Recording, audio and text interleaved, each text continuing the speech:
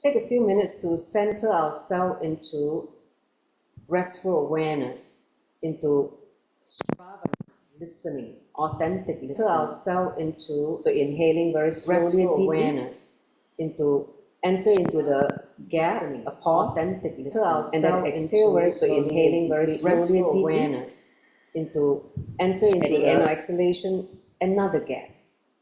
So continue to breathe in and out in this fashion till you enter into a space of restful awareness.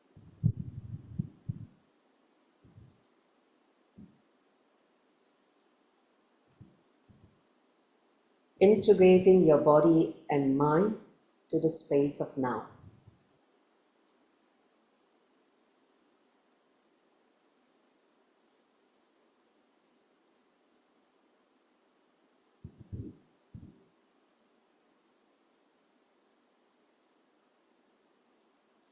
In the pure listening space, let's invoke Swamiji, the Guru, by chanting the Sadguru Vandana, followed by 3 times Mahavakya. So take a deep breath. Nithyanandam Paramashivam Kevalam Jnanamurtim Dvandvatitam Gaganashatrisham Tattvamasya Ekam Nityam Vimalamachalam Savadi Sakshi Bhutam Bhavatitam Trigunarahitam Satguruntam Namami. Om Nithyananda Paramashivam. Om Nithyananda Paramashivam. Om Nithyananda Paramashivam. Nithyananda Paramashivam. So bow down to Bhagavan and pray that today, in today's lesson, we get the depth of each insight, so that it becomes part of our cognition, part of our biomemory.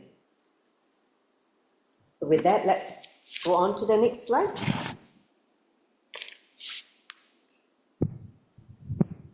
So here's the thing about the power of satsangs. So Swamiji say that whenever a sincere seeker melts down in the deep trust and relaxes, the transmission of the lamp happens automatically. Whether you're sitting with him or not, it doesn't matter, because when truth is delivered, it crosses time and space, it's eternal. So this is the power of satsang. So even though this satsang may have been delivered in 2020 or 2012, that doesn't matter. When you are sitting in that, in that open space, in that deep trust, in that open heart, and just relax, just able to relax, basically, you will see the truth just get into your system. So let's enter into the first insight for today. So we're actually already covered halfway through. Today we are on insight 53. So the first insight, he says, blessing is consciousness. So listen to this message. He said, today my message is blessing. He's blessing all of us. First thing, he said, I give my unconditional blessing to all of you who are present here with him, physically in this space, and to the whole world and everything. He said, including himself, right? Including myself, okay? So blessing is an experience, understand? Blessing yourself is the first step to bless the whole world. So before you can bless the whole world, you bless yourself. Blessing yourself means accepting you as you are, respecting you as you are, and revering you as you are. And the feeling that before you can start blessing yourself, the first step is accepting yourself as you are, respecting yourself as you are, and revering yourself as you are, and feeling that there is something worthy. You feel worthy about yourself. So when you are filled with bliss continuously, understand? you bless yourself and bless the world.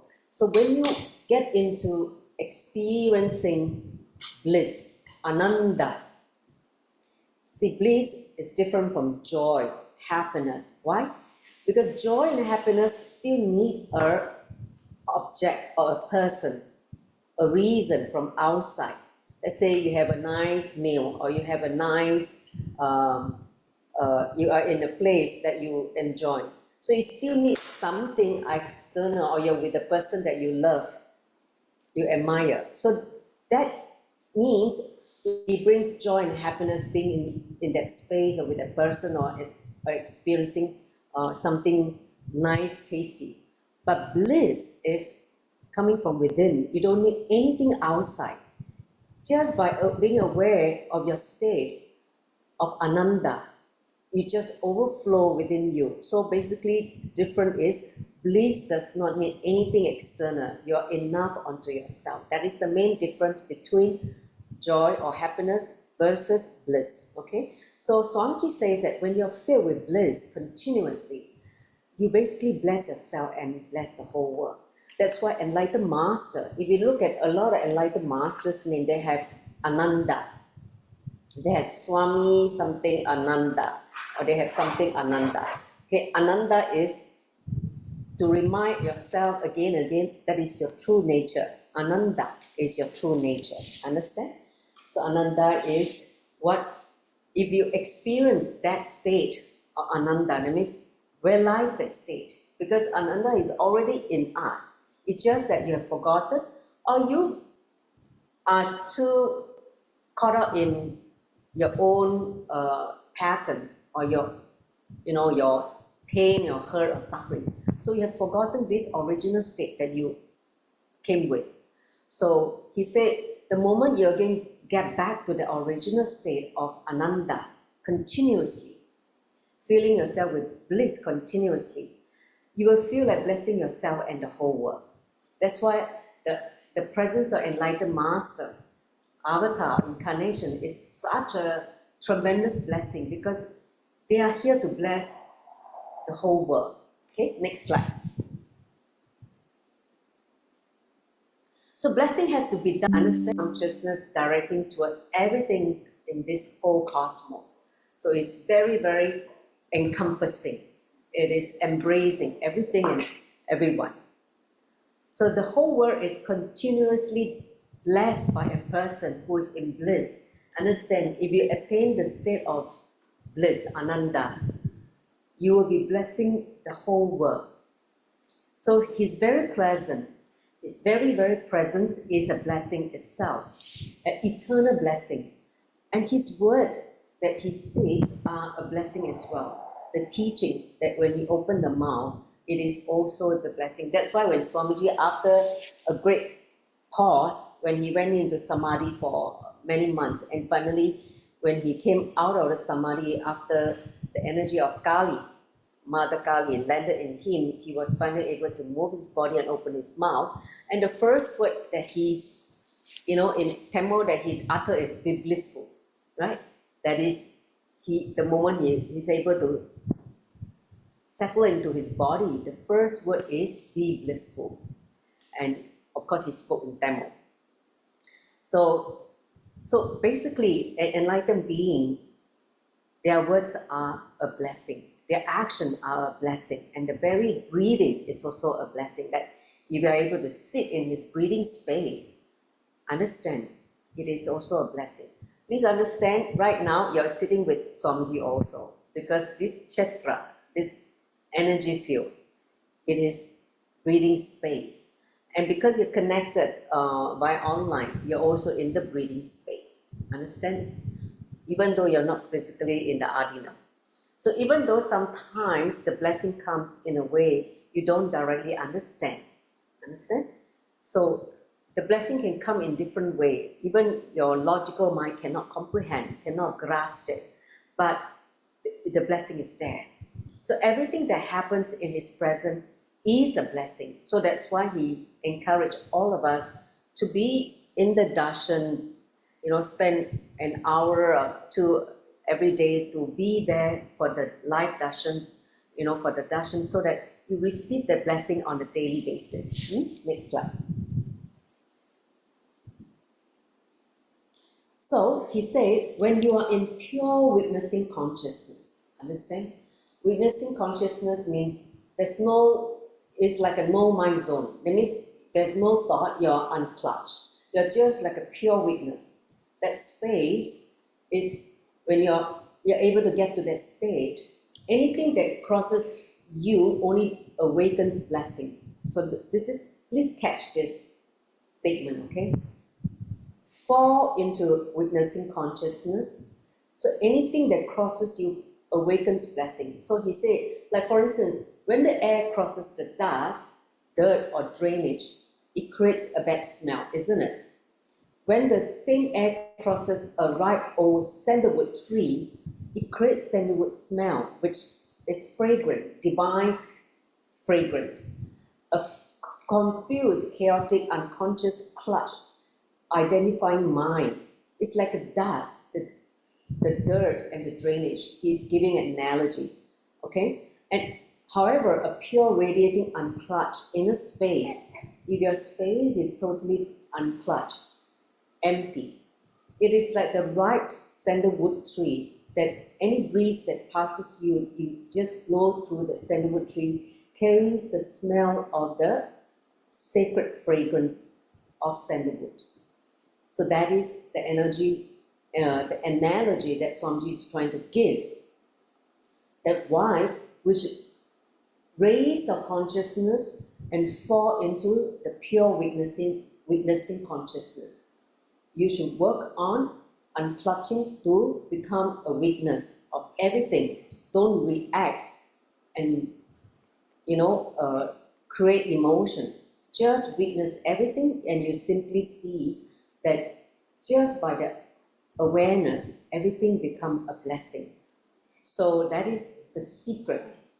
The sacred secret he's revealing. He says, same way, whatever crosses the witnessing consciousness will have the smell of a blessing.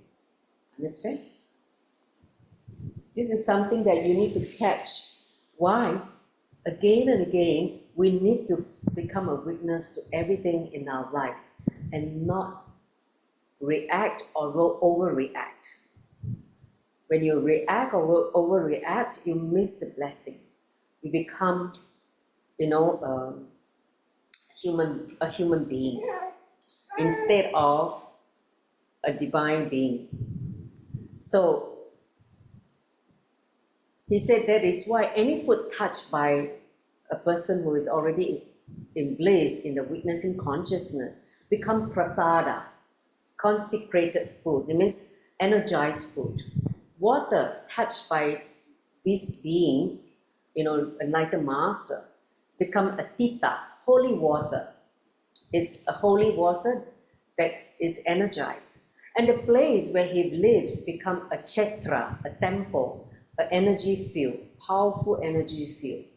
So, and even the idol, touched by him becomes deities. That's why all the deities here who are energized by Swamiji, they're living beings. They are not just a statue or an idol. They are living beings. You can talk to them, they will respond.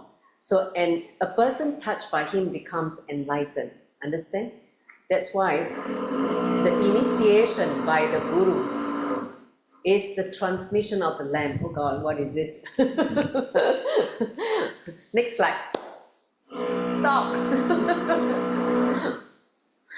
I don't expect the drilling to happen at this hour. Anyway, so I'm trying to have to fight with this drilling sound. So fundamentally, witnessing pure consciousness is like Swamiji used this word called spasa money. It's like a touchstone, he said. Whatever the spasa money touches, it becomes pure gold. In the same way, whatever pure witnessing consciousness touches, it becomes a blessing to the whole cosmos, the entire cosmos. So there are some objects which you can't talk much. There are some subjects you cannot talk much about it. You only have to do it. So blessing is that kind of a subject. You cannot just talk. Oh, what blessing? No. You just have to do it and you just have to live it. So he said, blessing to all of us. When you cognize that blessing is from consciousness, blessing is consciousness. And when you start witnessing yourself as a consciousness, anything that flow through you becomes a blessing, not only for yourself, but for the entire world or the people you are living with. Got it? Give me a thumbs up, you got it? So be a blessing, don't be a curse. Okay, be a blessing to the entire world, the entire, the space that you're living. So when you're witnessing consciousness, you're just being calm and centered. You see your presence, just being in your breathing space brings so much blessing to the people around you. All right, so next slide. So let's do manana, contemplation. See, Swamiji said that in Vedanta, we have these three things we do. Shravana, which is listening, which you did when I was narrating about this insight. And then manana. Manana is the contemplation. You need to internalize and internalize. Swamiji created this new buzzword called internalize, right? Not internalize, but intra, okay? And let it sit inside within you, this truth. And then Nidhyasana means start living it. Once you cognize it, you click with it, start living it. So whatever touches the witnessing consciousness, it becomes a blessing to the entire cosmos. So if this is what Swamiji is trying to convey, transmit to all of us, let's sit with in a few minutes and fall into that witnessing consciousness. Just be a witness to everything around. Don't respond, don't get agitated, don't get worried, don't get hurt, whatever. Just don't create any mind stuff emotion that is created by the mind. Just sit for a few minutes, okay, to allow this insight to settle inside you and just be a witness. Experience being a witnessing consciousness to everything. Shall we? Okay, so close your eyes now, just for a few minutes, while you allow this to penetrate into, your consciousness, into awareness. So close your eyes, sit with the back straight once again. Remember what Swamiji said in this satsang about becoming a blessing, because when you fall into your original state of ananda, consciousness, your very presence becomes a blessing to the entire world, entire cosmos. So start unclutching every thought that comes to your mind. Just relax from it. Do not entertain, do not follow, and just relax from it. You may fall into the silence for a while, and again another thought bubble up. Just again unclutch. Just let it go without even uttering a word. Just be a witness and let it go.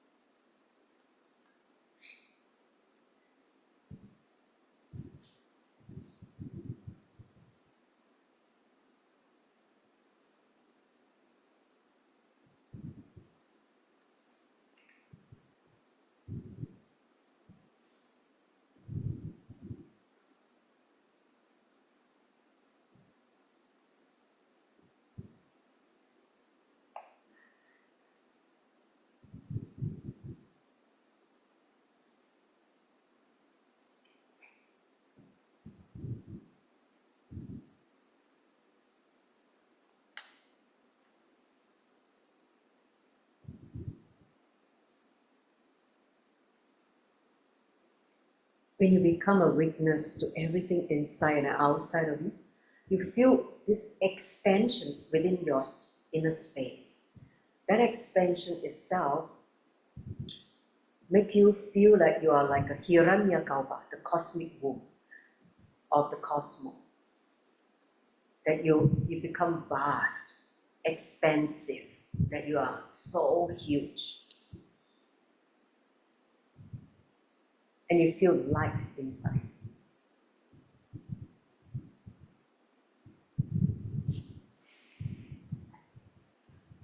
All right, you can open your eyes now.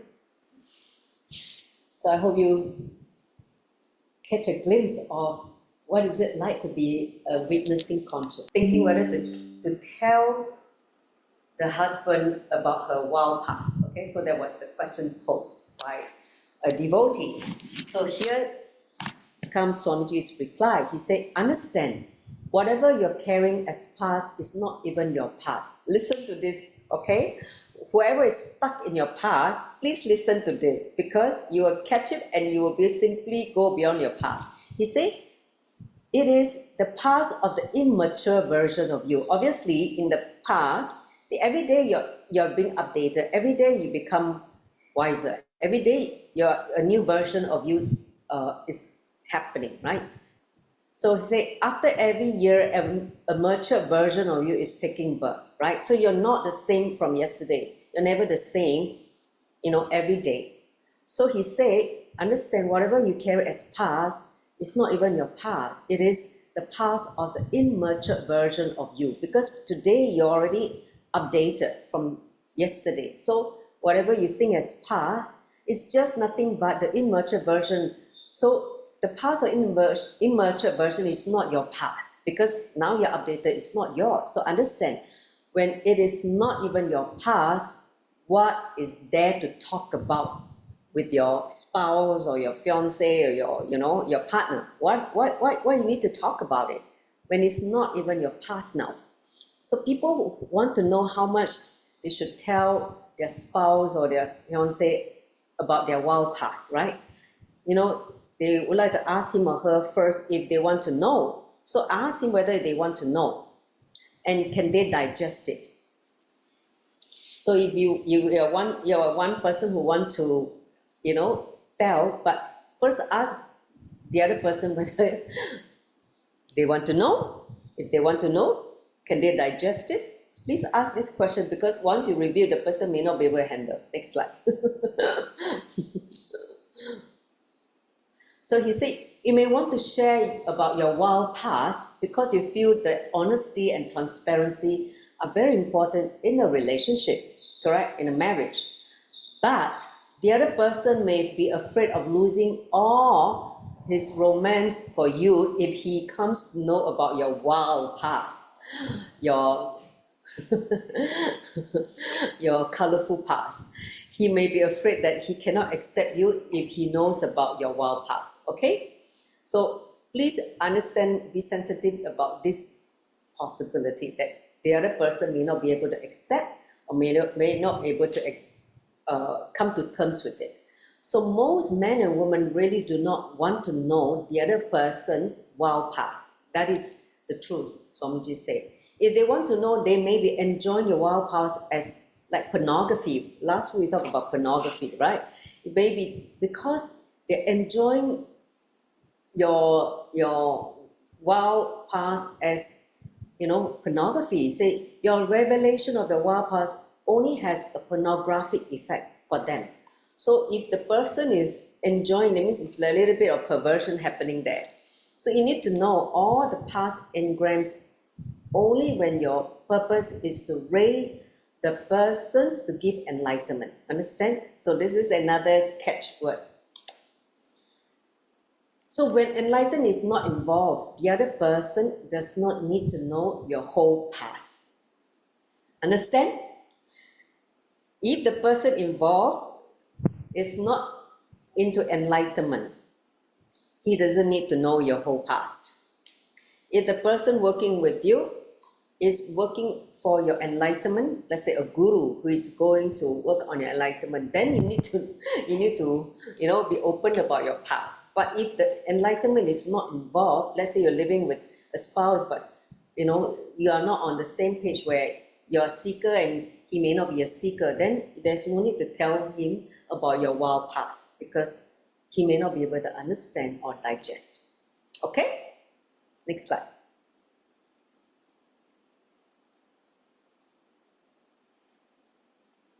So he said, I tell you, even you don't know your whole past. That is true, because when we experience our past, we will have this, we don't experience as it is, the reality as it is. We experience it with our patterns, with our subjective mind, and what we want to retain, and what we forget. So the entire past as we record is nothing but filled with engraved memories, samskara. He said, even you fall into guilt with the past, right? What is your past? Many of the things you dealt with in the past are your low intelligence, correct?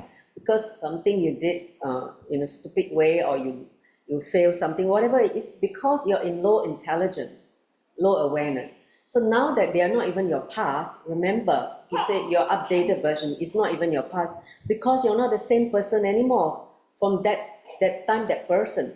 Then why do you want to repeat that story to your spouse? So the past is irrelevant. The past is irrelevant. You can just ditch it. So actually, if you are really honest and transparent, you will not talk about your immature past as your past and force it on your spouse or your partner. Understand? There's no need. If you're really honest and you're trying to be transparent, so there's no need to talk about it at all. He said you should be mature enough to tell him transparently about how mature you are now. Focus on the present, the now, the updated version of you, and he should be able to see that. He should be able to experience the updated, mature version of you, which is more important than your immature, low intelligent version of you. Got it? So all of you who are caught in your past, oh, I've had this problem, oh, I have this pattern. This is the truth Swamiji is giving you. Don't get clutched to your past. Don't think that, oh, I did this in the past and I'm not able to move forward, I'm still stuck. Drop that, because just by simply becoming aware that today you have an updated version of you, and all the past that happened is no longer relevant. You just need to declare it. Okay? So that is what he talked about, transparency in relationship, in answer to the, in answering to the lady who asked this question about the wild past. Okay? Next slide. So basically, what a wise advice, because sometimes when you tell the wild past, it actually break the marriage. Right? The person is like collapsed from the fantasy of the romance that they carry about you, and then suddenly they were like, they cannot accept, and then like there's a crack already in that relationship. So he said, contemplate on this insight. Okay, let's see what level of transparency you keep in relationship with your spouse or partner. Just look at it at this moment. Just contemplate. We spend a few minutes in this. So those of you who have spouse, or even just people whom you are working with for enlightenment. Let's say it's Swamiji, okay, as a guru. What kind of transparency you keep in relationship with him? You cannot hide from him. He knows everything, right? The sooner you learn about this truth, the less inauthentic you are. You will just, he knows everything. There's no need to hide. There's no need to pretend. There's no need to, to be non-integrated. So you don't play this mind game with him anymore. You just become like an innocent child with a pure space, of innocence and spontaneity. You just drop your mind. You just become alive again. You become the pure consciousness. That is the time where you start vibrating his frequency. Because when the mind comes in, when we first come to the guru or master, you will try to play this game of, trying to hide. you're not trying to become authentic and you're afraid. So, but it's part of the whole process that we all go through. We all go through the initial phase, then the training phase, then the expansion phase. So depending which stage you are in now. So we all go through that. After a certain stage, then you feel that you're him, he's you. That is the time where you realize that there's no difference. There's no we call it. It's complete transparency. Okay, you can't hide. All right, next. Let's enter into the next insight.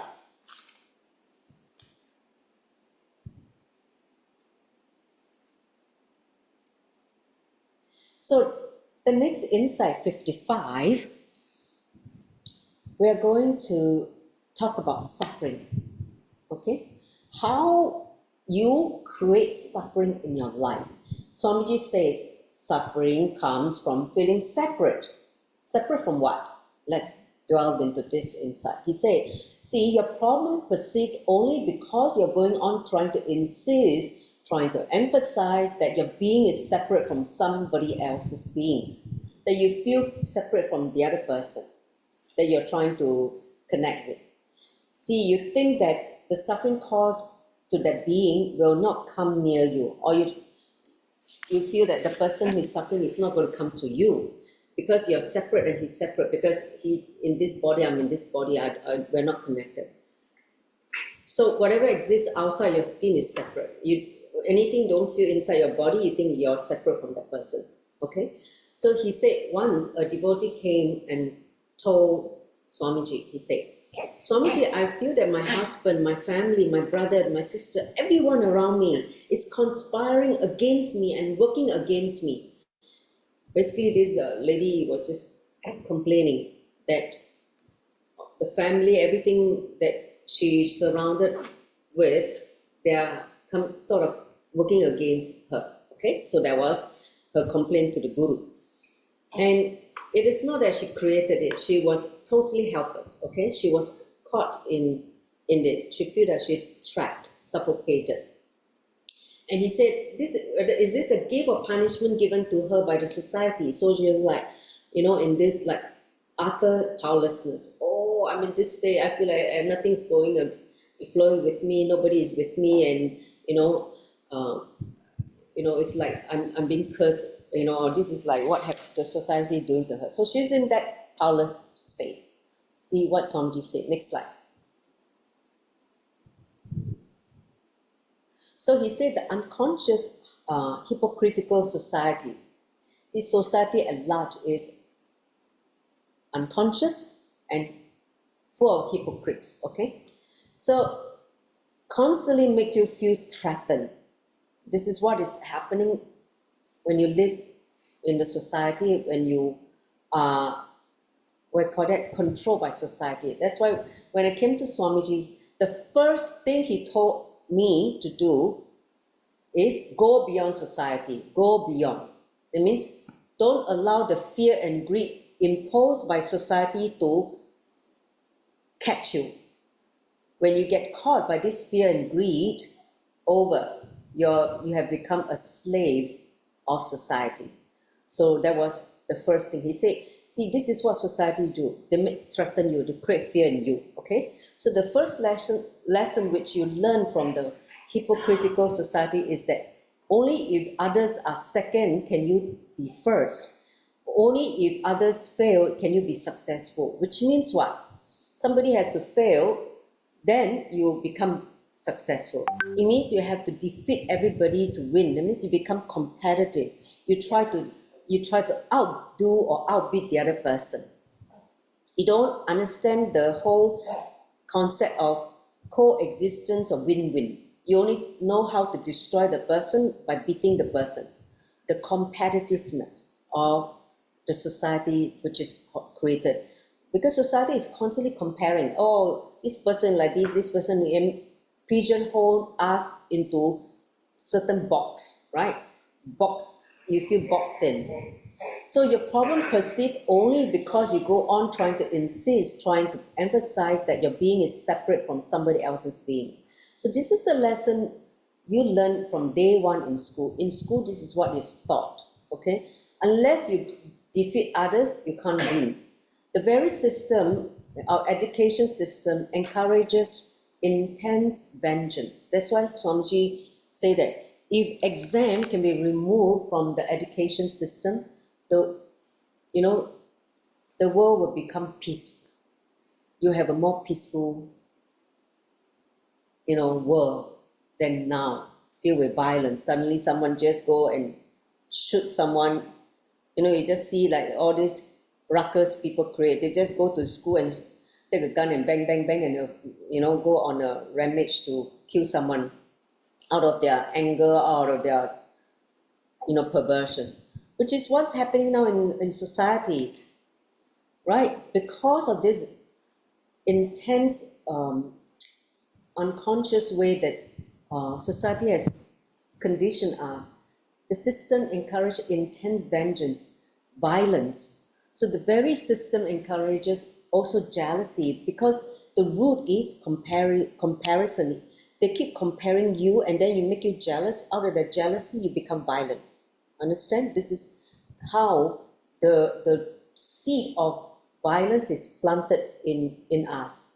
So the very system encourages abusing others' being, creating distance between you and others, creating boundaries physically, mentally, emotionally, and psychologically. All the different levels of your very existence create separation from others. This is the problem. Okay, next slide. So first they teach you, you, me. You become so self-centered. Anything other than you is your enemy. So you become a self-absorbed, self-centered person, selfish person, okay? So everything go on centered on you. Only then you are part of the family. Only then you are part of the friends, team, country, and language, okay? So understand, this is the worst punishment society gives to a human being. That attitude of separation does not stop there. This is worse, because the seed of separation was planted, so it just starts growing bigger and bigger, like a big tree, and you become a person which is either insecure or filled with a lot of internal violence. So it just gets inside your system slowly. Even inside you, you start the game of separating. Feel this game of separating. You separate your intellect, emotion. You separate your emotion from the being. You separate your being from consciousness. So layer by layer, you start segregating. You go on separating, dividing. So the more you divide, the weaker you become. That is the reality, because you don't integrate, you just divide, you become pieces, you become fragmented. Fragmentation makes you weak. So the more problems you have, the more enemies you will have, okay? So this is like a vicious cycle you have created unconsciously and get trapped in this so-called vicious cycle. Understand? So that is a huge problem, how we created suffering from the idea of separation, the feeling of separation that get planted in us by society. Next slide. So this is how people feel that the whole world is an enemy for them. They feel that everyone is against them. How they feel that the world is a horrible place to be. The world is such a torture to be living in the whole world. So because of these kind of wrong ideas get built by society, that's why they feel very disconnected. They don't feel the wholeness. So when you integrate your intellect, your buddhi, it leads you to life solution, right? Your intellect, your intelligence, you will feel that, wow, you're just bubbling with life solution. You can solve any problem that comes your way. Then when you integrate your emotion, it leads It leads to devotion, bhakti. We have our very young little enlightened baby listening. Yay! Hello! Smile. She's very comfortable with me. So Swamiji said, when you integrate your emotions, integrating yourself to emotions with a being leads to devotion, bhakti. You feel connected to the whole cosmos, the source. So bhakti is the way to reach the source. Understand? Cosmos. But to do that, you need to integrate your emotion. Be true to your emotion. Understand? Which is your very nature, which is love, compassion. Understand? So when you integrate your being, it leads to dhyana, meditation, because when your being is constantly in the state of witnessing consciousness, then you realize the cosmos. So understand this, catch this instruction, I would say this truth given by Swamiji. He said, understanding emotional connection and realization all happen just by being integrated. So that means integrate to all the pieces that you have created, all the fragmentation that you have disowned, and I mean you have created, or parts of you that you have disowned, denied, bring them back by completing. Let's say you have disconnected with your body, you don't feel you're living in this body. Again, complete with the body and integrate back to your body. And let's say you're not feeling integrated to your consciousness, your emotion. Bring that back again, integrate that back to you. Okay, so different levels of integration leads to different intelligence, where you become, able to become solution provider. You become connected to the whole. You become, unclutched, because in an unclutched space, you're constantly in the meditative state. Next slide.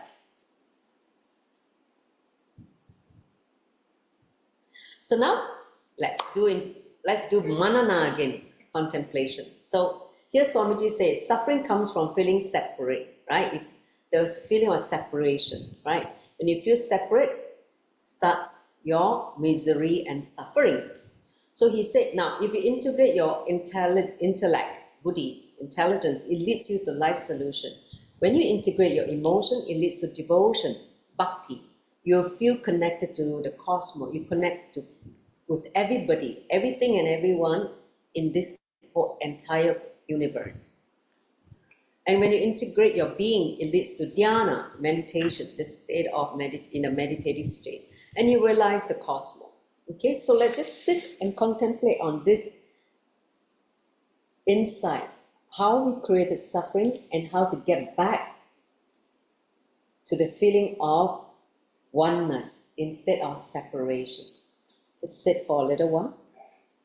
Remember what Swamiji spoke here as the truth of dropping your suffering. Whenever you feel suffering has come, please understand, you feel separated from not only the source within you and others. Separation is the source of suffering. All the suffering comes from feeling separate from everything and anyone.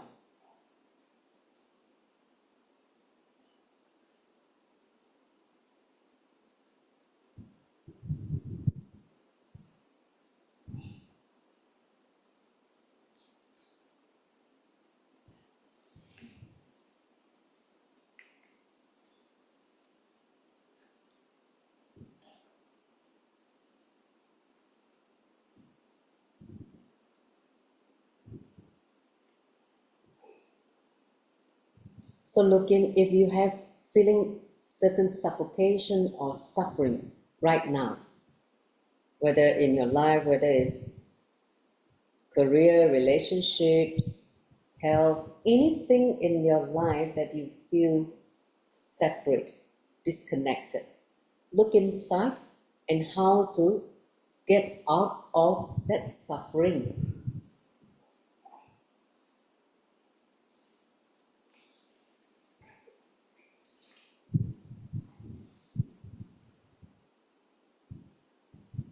This is the key to renounce suffering. Suffering is an option. It is not a given. It is an option because of your cognition that you are separated from everything and everyone. Once you integrate back to the right cognition and work towards that integration at different levels, you will simply see suffering start disappearing. Your life become whole. No more suffering. You experience the oneness with everything.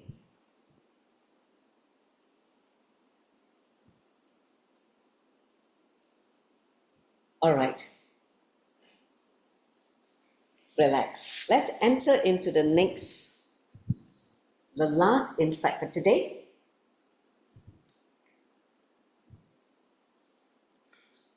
So listen, the insight number 56, it says, why has your boyfriend become your ex? This came from a question, like a devotee asking, why all my relationships all become ex. I never able to retain them.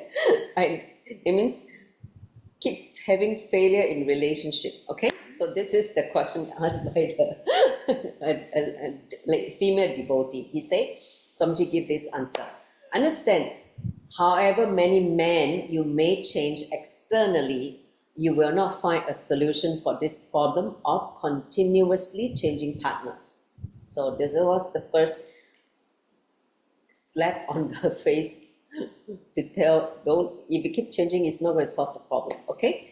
Changing the external man or woman, if let's say you're a man, you keep changing partners, changing woman, and trying to find a solution is the Western method.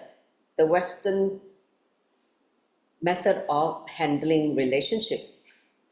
If you don't change house, you don't change car or husband once in every 3 months, you're not considered updated. There was a certain idea or belief in society, you need to update your car, you need to change car, you need to change house, you need to keep changing so that you feel, oh, you're current, you're trendy, you're a trendsetter, right?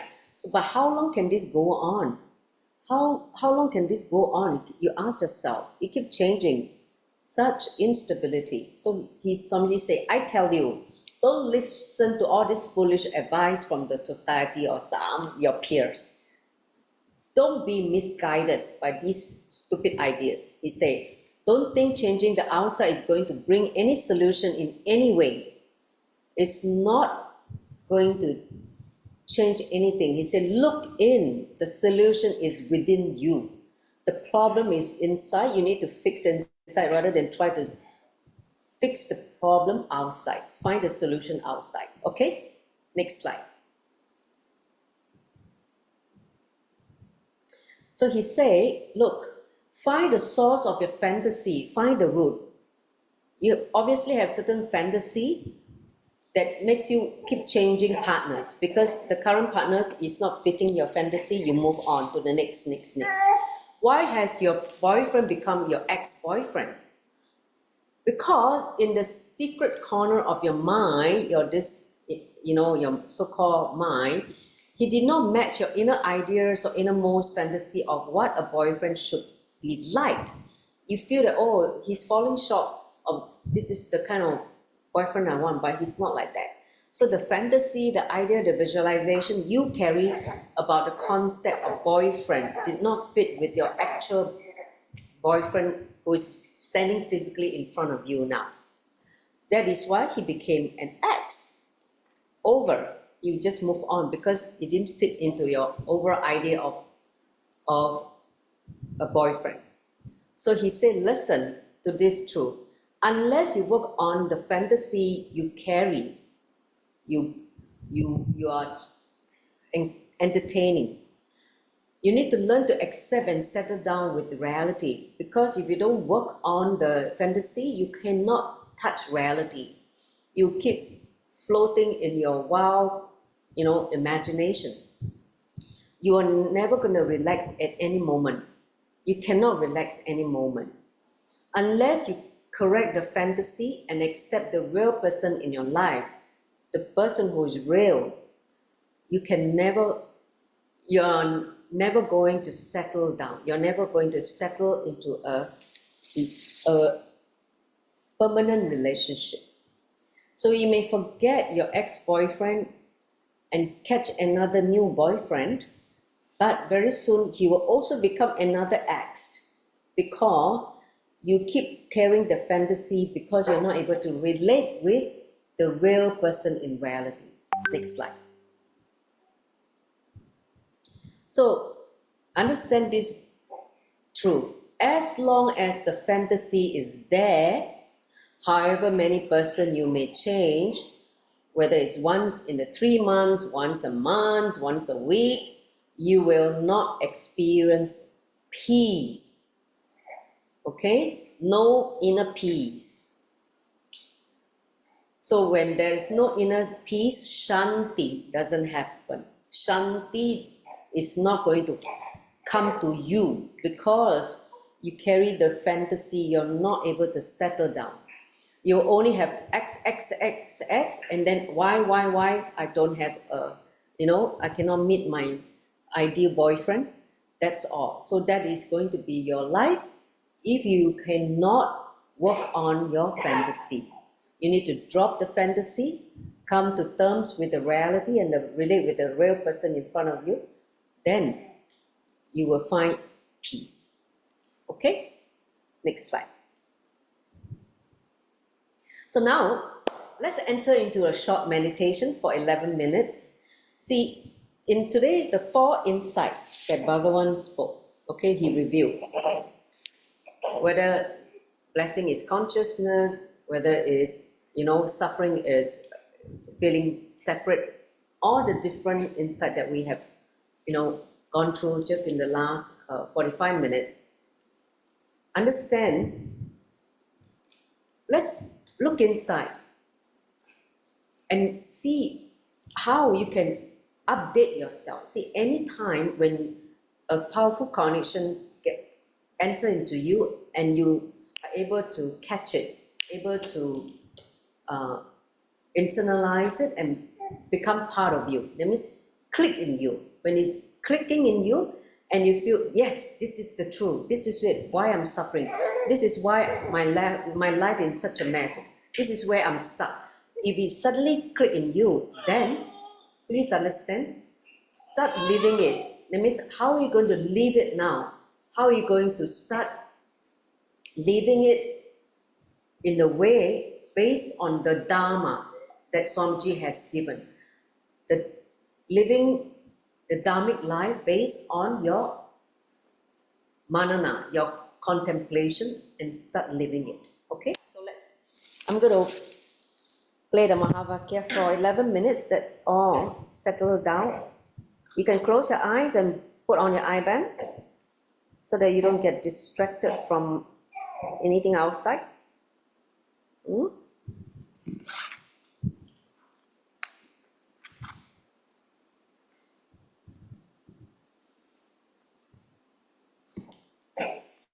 Sit down. Nithyananda Paramashivam. So close your eyes. Sit. Whatever enter into you in the ministry from today's satsang, today's powerful insight, allow it to become part of your cognition, part of you, so that you start living this truth instead of just brain candy. Let it penetrate into your consciousness and start becoming a part of you.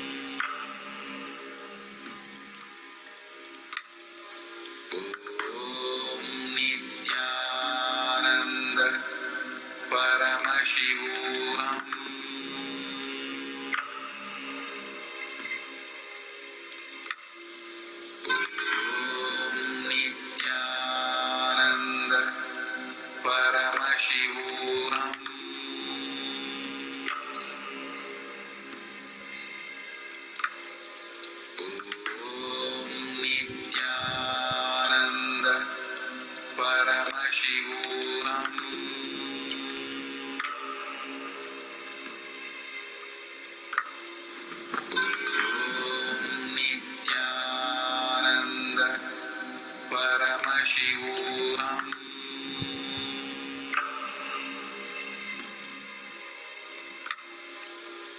Om Nithyananda Paramashivam.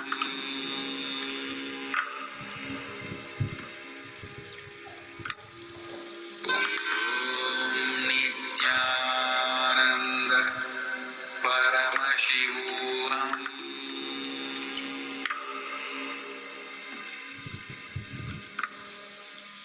Om Nithyananda Paramashivam.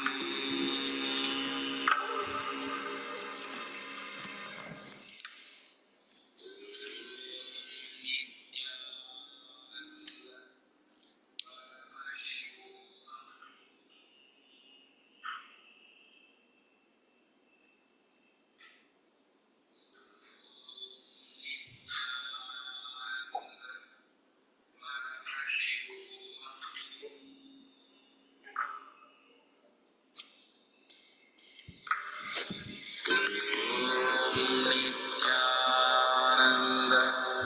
Paramashivam.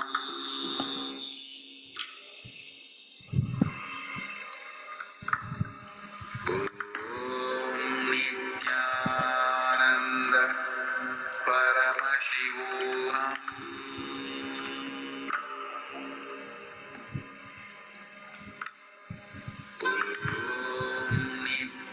Nithyananda Paramashivam.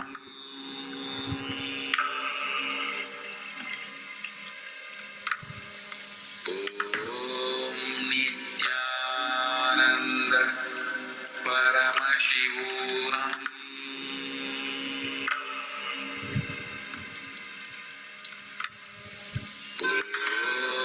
Nithyananda Paramashivam.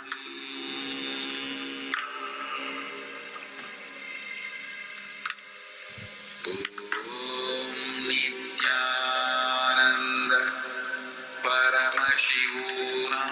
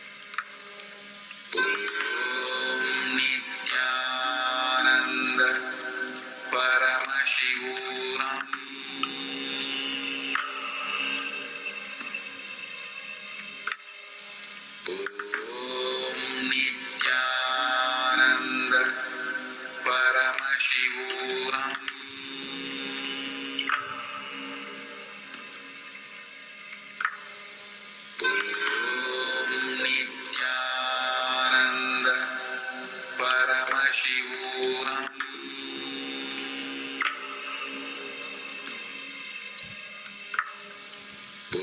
Om Nithyananda Paramashivam.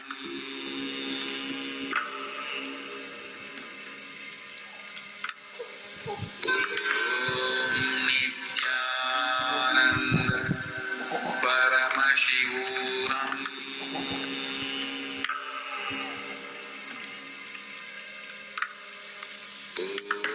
Om Nithyananda Paramashivam. Nithyananda Paramashivam.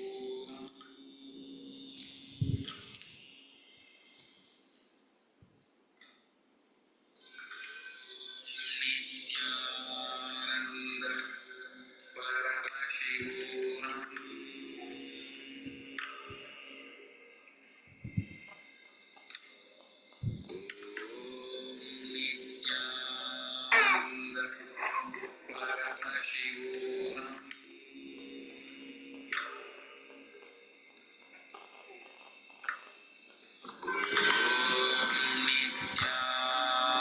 Nithyananda Paramashivam. Nithyananda Paramashivam.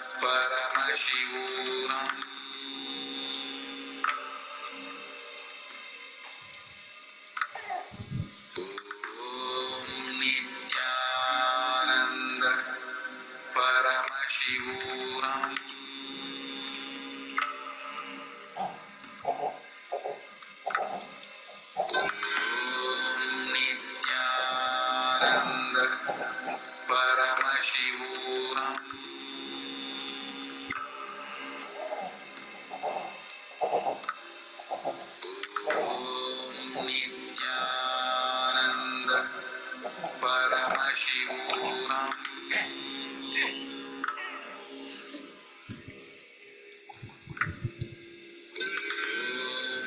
Nithyananda Paramashivam. Nithyananda Paramashivam.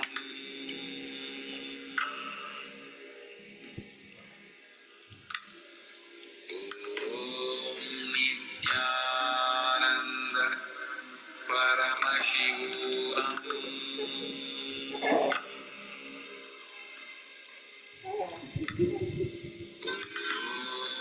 Nithyananda Paramashivam.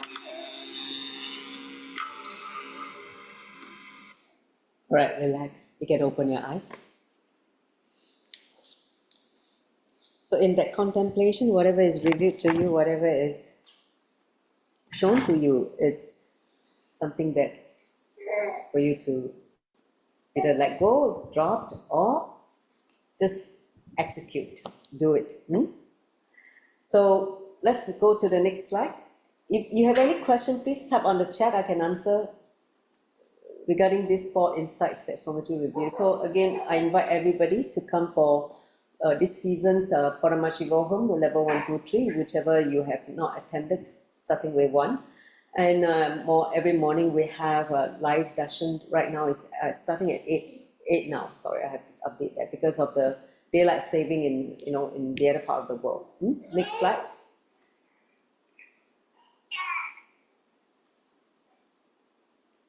Next slide. So next lesson is lesson number 15. Next Wednesday. So I really hope that you can enrich more people to come. Today I enriched Sapa and the husband, and they just attended halfway. I think they have to go somewhere, so they couldn't finish the whole session. But anyway, so please ask people to come to listen to these great satsangs that Swamiji reviewed in the past. Because to me, they are like gems, they are like gems that because at time you may not be connected yet. So now that it is again brought to, make it sort of let you listen again some of these great truth. It becomes like so many life solutions he's providing, so many insight that he's revealing that make us really feel, oh wow, okay, that's makes sense. So I hope you're enjoying this series of insights from the Avatar as much as I personally am enjoying, because I feel that every time I do it, it's just like click, click, click, click, click. It just, and more clicks to me. Do you feel that way? Those in the Zoom room, that you feel that, wow, every week is like harvest, like a lot of harvest. You're harvesting the gemstone that Swamiji is giving. Huh? So any questions so far? Any questions? Any questions? Nithya? This Parvati, Swarupini and Nanadyata and Joby, any question? Oh, no. No question. Okay, so I hope, are you guys enjoying this series? Yes? Yeah. Give me a thumbs up, then I can, Mars, you did a screen capture already? Yes, okay, great. So with that, we'll conclude. So I see you all next week, once again, for another, insightful truth from Swamiji. Let's conclude with the Puna mantra. Join the palms together and bow down to Bhagavan for this enlightening session today. Om Purnamada Purnamidam Purnat Purnamudachyate Purnasya Purnamadaya Purnameva Vashishyate. Om Shanti Shanti Shanti Hari Om Tat Sat. Saubham Bhagavat Shri Nithyananda Paramashiva Parka Paramastu. Om Nithyanandam. Thank you, Nithyanandam. See you next week. Okay. Stop the live streaming.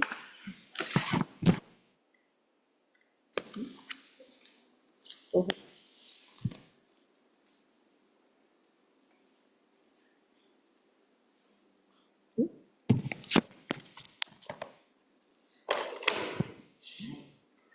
You stop.